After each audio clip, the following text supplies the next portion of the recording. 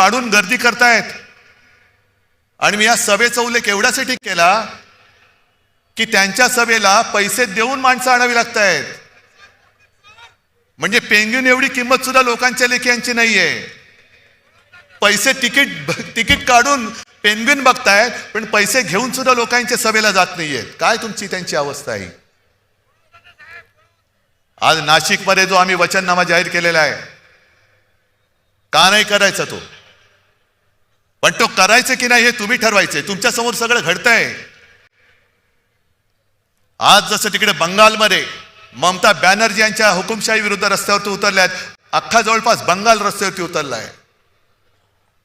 मग हा माझा महाराष्ट्र, शिवरायाचा महाराष्ट्र, छत्रपतींचा महाराष्ट्र, शाहू फुले आंबेडकर यांचा महाराष्ट्र, यांच्या दडपशाहीच्या विरुद्ध शेपूट घालून आत बसणार. अरे ज्या महाराष्ट्राने या देशाला दिशा दिली, त्याची दुर्दशा करणाऱ्याच्या हातामध्ये तुम्ही पूर्ण तुमचं नशीब परत एकदा त्यांच्या हातात देणार. हा वचननामा आहे, नुसता छापलेला कागद नाहीये रंगीत. तो आमचा ठाकरेंचा शब्द आहे. ही मोदी गॅरंटी नाहीये, बोगस मोदी गॅरंटी नाहीये. हा ठाकरेंचा शब्द आहे. आणि ठाकरे जे बोलतात ते करतात. आम्ही कोणी त्यांच्या कामाचं श्रेय कधी घेतलेलं नाही, कारण आम्हाला त्याची गरज नाहीये. मशाल तुमच्या हृदयात पेटली पाहिजे. ज्या पद्धतीने यांचा कारभार सुरू आहे, ज्या पद्धतीने यांचा कारभार सुरू आहे, बिनविरोध निवडणुका जिकडे झाल्या, तो राहुल नार्वेकर विधानसभेचा अध्यक्ष, विधानसभेमध्ये अध्यक्ष असल्यानंतर विधानसभेत त्यांचा अधिकार असतो. आणि विधानसभेचा अध्यक्ष, लोकसभेचा अध्यक्ष, राज्यसभेचा अध्यक्ष हा पूर्णपणे निष्पक्षपातीपणाने वागणारा पाहिजे. आणि आमच्यावरती घराणेशाहीचा आरोप करणारे भाजपा या राहुल नार्वेकरांच्या घरातले 3-3, 4-4 जणांना उमेदवारी देत आहेत.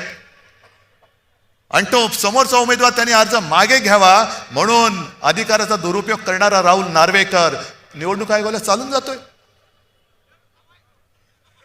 तरी सुद्धा चालतंय. आम्ही जरा कुठे काय केलं तर निवडणूक आयोग लगेच हातोडा घेऊन बसलेला असतो.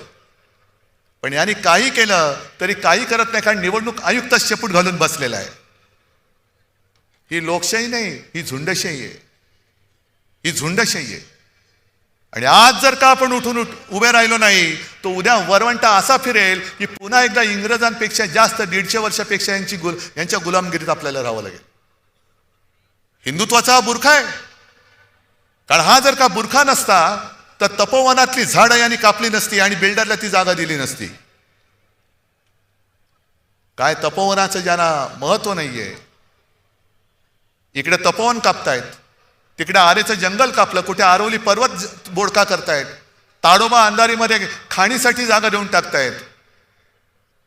हे सगळं राजकारण आजूबाजूला शिजत असा विचार करू नका. अरे ताडोबाला झालं, आमच्या नाशिकमध्ये तर नाही ना झालं. अरे मुंबईत झालं, आमच्या नाशिकमध्ये तर नाही ना झालं. नाही, आज ज्यांच्यावरही वेळ आले, उद्या तुमच्यावरती वेळ येईल. गेले 2-4 दिवस माझा घसा बसला होता. तुम्ही आमच्या दोघांच्या मुलाखतीत पाहिलं असेल, ऐकलं असेल. आणि हिंदीमध्ये आज माझी एक मुलाखत झाली. तर मुलाखतकाराने विचारलं की इस बार आपको ऐसी कौन सी खासियत लगती है मुंबई की चुनाव के बारे में. म्हटलं इस बार खासी यही खासियत है,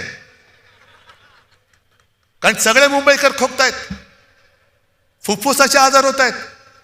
कारण नियोजन शून्य विकास, रस्ते खोरून ठेवलेले आहेत, धूळ सिमेंट सगळं मुंबईकरांच्या श्वासामध्ये. आता हे सगळे प्रदूषण जात आहे.